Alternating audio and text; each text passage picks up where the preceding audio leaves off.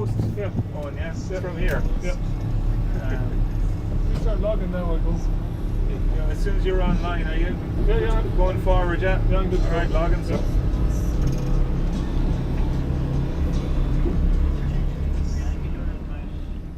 In Skerries, in the shop window, there was a description of the sinking of the Tayleur off Lambay. We checked up with the local fishermen, one of whom had a boat, to take us out and indicate where the wreck might be, because the fishermen fishing for lobsters had fished up rusty lobsters caused by the steel in the boat. You know, that's what lobsters do, they crawl in to keep out of harm's way. And because they were living on top of the wreck or in the wreck, their underparts were all stained with rust. And that's what gave the locals the idea where to go. The fisherman that reported it, and it started the ball rolling.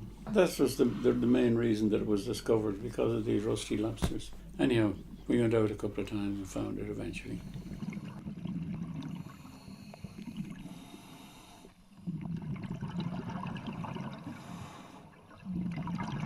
The first dive I did, you got one dive in the year on a wreck. And I just happened to be listening to two of the lads talking about going out to the Tayleur. They had an inflatable. And they sort of took me and they didn't want to take me, you know, that kind of way.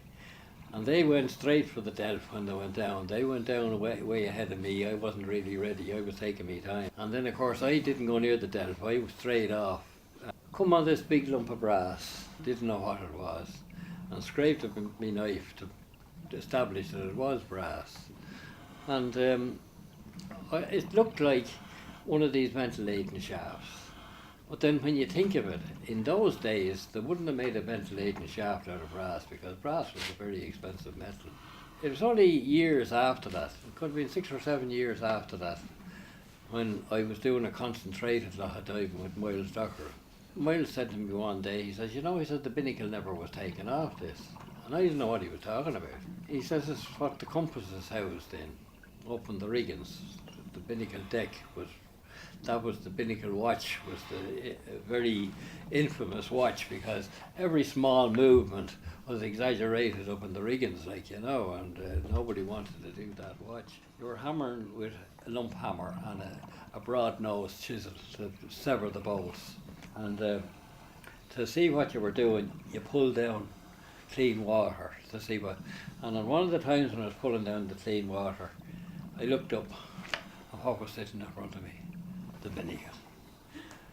So the next thing, I lifted the binnacle and looked inside it, and here was the compass swinging, the same as the day it went down.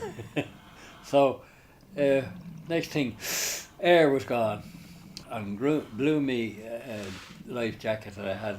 And when I got up, I said, Miles, I have it.